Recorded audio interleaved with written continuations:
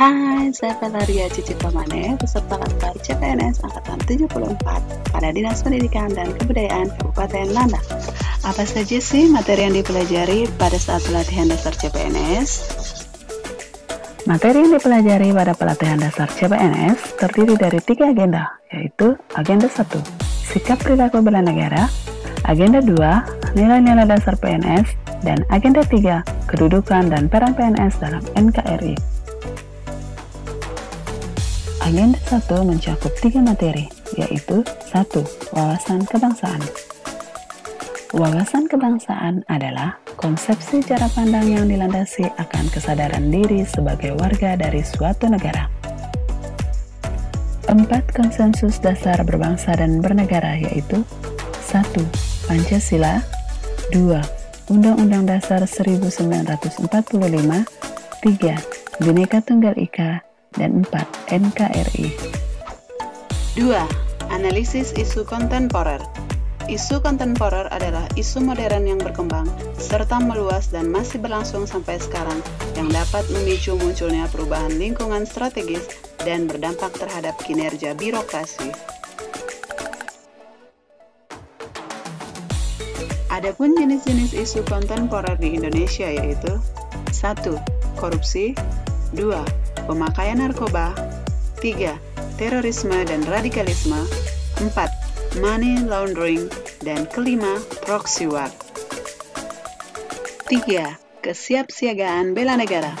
Kesiapsiagaan bela negara merupakan aktualisasi nilai-nilai bela negara dalam kehidupan bermasyarakat, berbangsa, dan bernegara sesuai peran dan porsi warga negara tersebut demi keselamatan dan kedaulatan negara. Agenda 2. Nilai-nilai dasar PNS.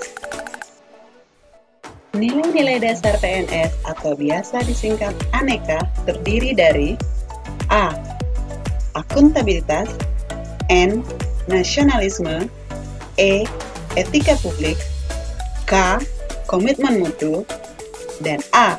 Anti korupsi.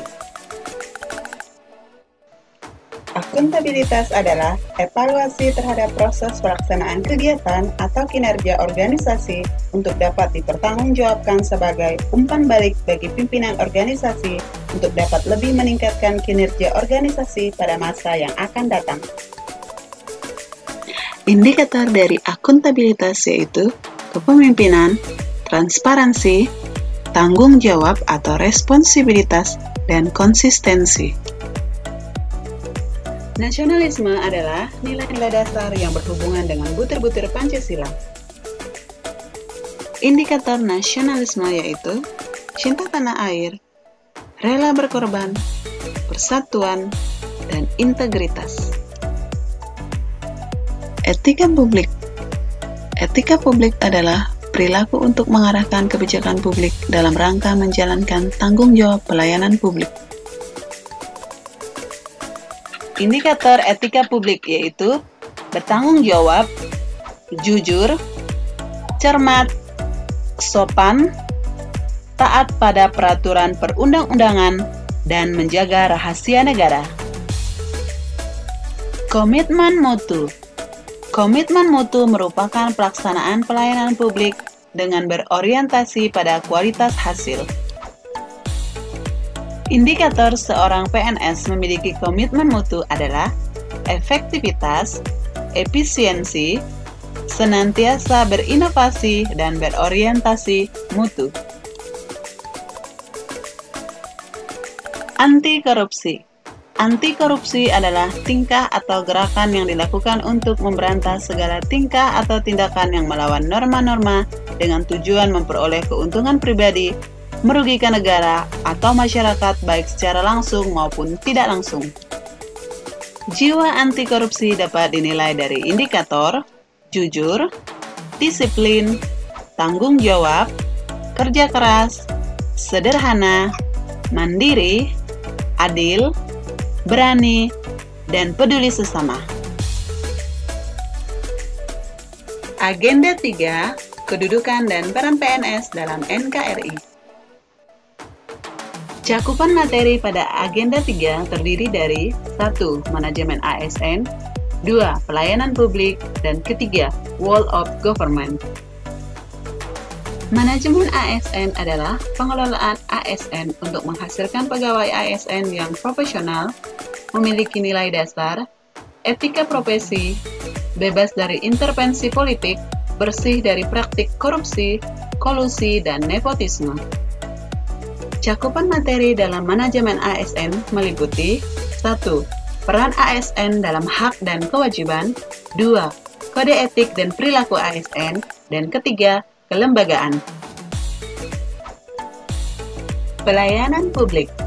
Pelayanan publik adalah rangkaian kegiatan dalam rangka pemenuhan kebutuhan pelayanan sesuai dengan peraturan perundang-undangan bagi setiap warga negara atas barang, jasa, dan pelayanan administratif yang disediakan oleh penyelenggara pelayanan publik. Kriteria pelayanan publik harus mencakup beberapa hal, di antaranya 1. Komunikatif, 2. Informatif, 3.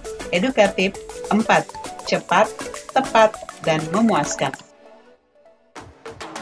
Whole of Government atau biasa disingkat dengan WOG merupakan sebuah pendekatan penyelenggaraan pemerintahan yang menyatukan upaya-upaya bersama atau kolaboratif pemerintahan dari keseluruhan sektor dalam ruang lingkup yang lebih luas guna mencapai tujuan pembangunan kebijakan, manajemen program, dan pelayanan publik. Manfaat yang dirasakan ketika mengikuti Latsar CPNS khususnya dalam penguatan kompetensi bidang yaitu 1. Dapat mengetahui bagaimana seharusnya sikap dan perilaku kita terhadap negara NKRI. 2. Mengetahui nilai-nilai dasar PNS dan dapat mengaktualisasikan indikator nilai-nilai dasar tersebut di dalam melaksanakan tugas sebagai seorang PNS di tempat kerja.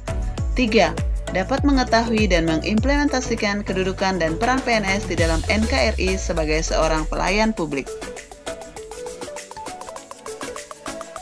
Sekian dan terima kasih.